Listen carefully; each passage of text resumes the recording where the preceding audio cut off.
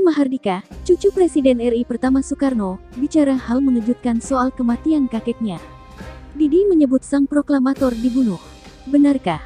Apa kata sejarawan? Pernyataan Didi ini muncul dalam channel YouTube ventertainment.id saat berbincang dengan host channel tersebut, yaitu YouTuber Nanda Tanya. Host awalnya bertanya soal video musik Trah untuk Indonesia Raya garapan Didi Mahardika. Pertanyaannya seputar lokasi pengambilan video. Ada cerita apa di balik video musik Trah? Terus kenapa di tempat ikonik seperti di Rumah Cilandak ini? Ada apa dengan Rumah Cilandak, Bundaran HI, GBK, dan Museum Satria Mandala? Museum Satria Mandala atau Wisma Yasu, Mas? Tanya host kepada Didi. Mulai gue datang di Satria Mandala atau yang disebut Wisma Yasu, itu adalah tempat peristirahatan terakhir Bung Karno yang seolah-olah kayak diasingkan tanpa melalui tidak diberikan kesempatan untuk membela dirinya di persidangan. Seperti diasingkan, ujar host melanjutkan. Didi memotong pernyataan tersebut. Dia menambahkan pernyataan bahwa Bung Karno dibunuh di Wisma Yasu.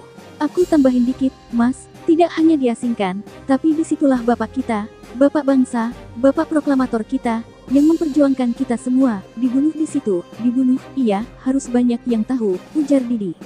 Host mempertanyakan keyakinan Didi atas pernyataannya. Didi menegaskan dirinya yakin. Pasti. Apa perlu gua ulang lagi? Ujarnya. Kalau mau ada yang bertanya, mungkin bisa ditanyakan ke ahli sejarah.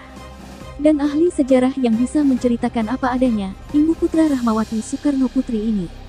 Didi juga mengatakan Museum Satria Mandala adalah Wisma Yasu, tempat hari-hari terakhir Bung Karno. Namun keberadaan Wisma Yasu, menurut Didi, coba ditutup-tutupi dengan mengubah nama tempat itu menjadi Museum Satria Mandala.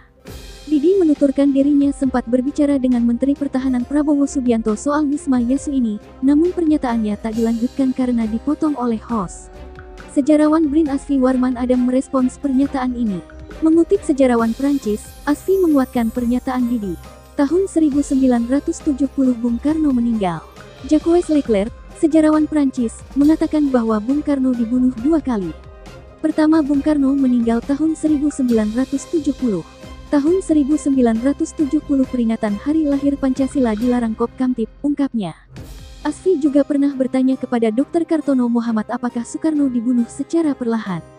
Untuk diketahui, Kartono merupakan dokter yang pernah bertemu dengan Dr. Wu Jieping, yang pernah merawat Soekarno pada 1965. Kartono menjelaskan bahwa Bung Karno tidak dirawat sebagaimana semestinya saat di Wisma Yasu.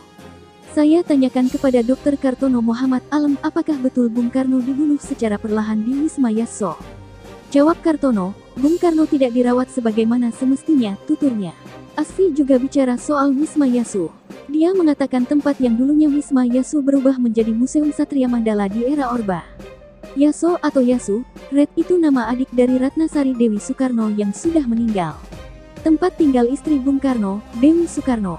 Kemudian diambil alih Orba dan dijadikan Museum Satria Mandala, sekaligus pusat sejarah ABRI, ujar Asfi.